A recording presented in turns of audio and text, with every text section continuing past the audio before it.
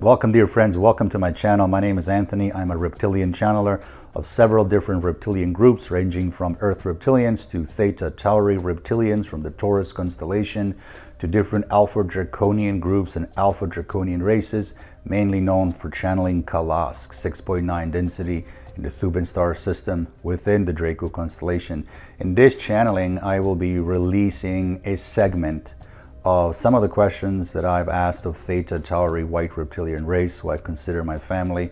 And they've accepted me into their ranks as their own family, someone I proudly channel and represent and connect to and spend quality time with. And that Theta Tauri race comes from a Taurus constellation. They come from a system of Theta 1, 2, 3, and 4. And then within this almost square, these 4 points of their primary locations, there's a variety of different planetary systems around, and they own it all. And they sit in a really strategic, as they call it, the vortex point in the galaxy, where a lot of traffic comes in and out. So they are a very full-out military race, war race. They fought a lot of different ancient battles. And in this channeling that I was very recently permitted, or they agreed for me to release, I was allowed to release, they're speaking about fear. And they're speaking about why humans have a lot of fear. I've asked them a question, and back in the day when I was channeling, I was always recording all of my answers, and then I would type them up on a piece of paper and keep them in an external hard drive. So some of these recordings I was finally allowed to release, which is this one here, in this very video about fear. And I see fear all the time in the society, and I disagree with people that have a lot of fear or live in fear. They're truly crippling themselves and robbing themselves of an opportunity to be powerful and strong and happy, devoted, dedicated to a cause, to a mission. So I've asked them, please tell us, please tell me in relation to fear, why do humans have so much fear? Where does this fear come from? So enjoy this video, and for more information of who I am, you can visit my website at www.kalask.ca. That's www.kalask.ca. My book, My Path to Thuban, is also available on my website under the shop area or on Amazon worldwide. Thank you for purchasing the book. Thank you for liking and subscribing to this channel. I appreciate your energy and time. My regards to all of my viewers that work with reptilian consciousness, that enjoy reptilian consciousness in this world of fluffy, airy-fairy, unicorn and rainbow type of energy, and speakers, of course. So thank you for being here. Enjoy this video, and I'll see you again next time. This is Theta Taurus speaking. Fear is a useful tool for those who live in environments where fear needs to be appreciated. This is understood by all of the great elders here, but it is not appreciated by the society that does not require it. For our own race and for our own planet, we do not need fear, and also we do not fear. We learned that there is nothing outside of our control. Humans, as they were in their own primitive early stages, as in the human terms and primitive layers of human existence, there were many dangers back then, in your time, in those ancient lives. They were out of their own control. Out of the control of those humans, these dangers were, from your perspectives of dangers. And when that occurred, fear was useful. It was a tool that allowed you to go from place to place safely, so that you were able to watch your surroundings in times of danger. But soon after the development of the society itself, of the grouping of humans came to be historically on your own planet, you should have removed that fear. You should have removed fear then. Instead, it only became enhanced as the awkward nature of interacting with each other from different various faces and beliefs became very overwhelmed. No longer it was about the survival of some singular being or the collective of beings, but it became survival of human emotions. And that, the death of those emotions could cause breaking of the mental state of that human. in our own perspective as a collective and as an elder group, this was intentionally inserted into human experience to create situations that have come up on Earth. Those beings understood that by connecting your DNA, by the way that they did, that you would first be docile and then, secondly, be dependent. Now, part of your experience is where fear should have been minimal, far beyond the age where it was necessary, but it continued. It persists to appease the ego-driven nature of human consciousness and the fragility tied to that fear of not being loved at all. Love to us is an earned property. We do not use that term within our own society in the same ways as you do.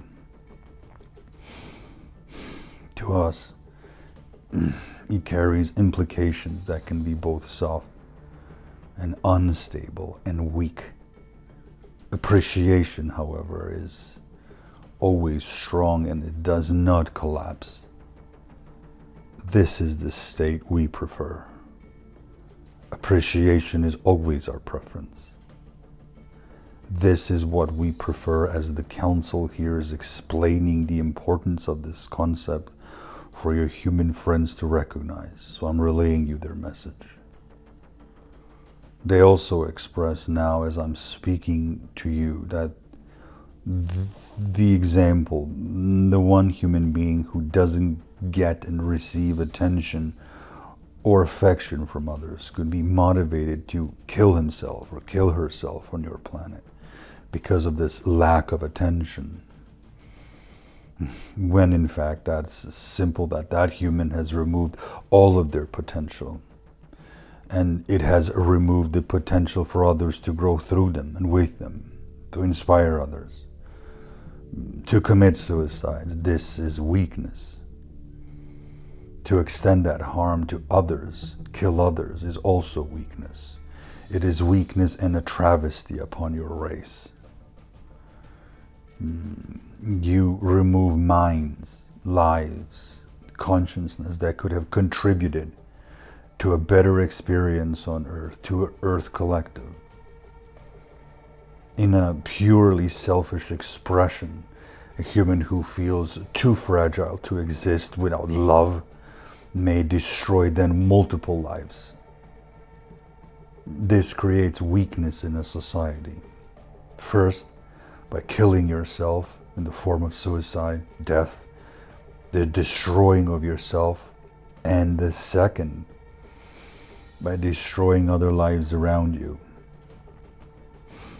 These are examples given by the elders now so that you may understand clearly why humans hold fear and how fear cripples your ability as a human race to grow, to develop in the way that is required for a strong society and strong souls. So fear we don't respect. Weaknesses we don't respect. For humans to become strong, they would have to release and remove all of their programming, conditioning, lack of pride, lack of strength. So meaning they must release being powerless, scared, passive, submissive, weak, afraid, panicky, anxious, petrified, shaken, offended very easily, having the cold feet, panic stricken. Humans are born with tremendous amounts of fears, and they carry much of the trauma from previous lives in their own DNA now. Humans have ancestral fear, which still is embedded in all human beings. All humans. You cannot uninstall this. Humans humans are born with extremely different differences in non-resonant vibrational fields, which gives them many opportunities to more humans. And so far with the history of humans, they hold some level of strength to be able to survive in life, to survive life, to be worthy. But having worth is the first place. Worth is the first place. Humans must be able to remove all senses of fear that's held in and around them. These fears and these self-hating emotions, including suicidal thoughts, depression thoughts, harming yourself thoughts, feeling worthless and weak, feeling stupid or dumb or not wanted, feeling ineffective, insignificant, feeling mediocre and unimportant, unproductive and useless, feeling abandoned, feeling good for nothing. All of these things must be removed. But mainly, feeling fear must be first removed. In family bond, in brotherhood and trust and honor, we stand with you. This is all.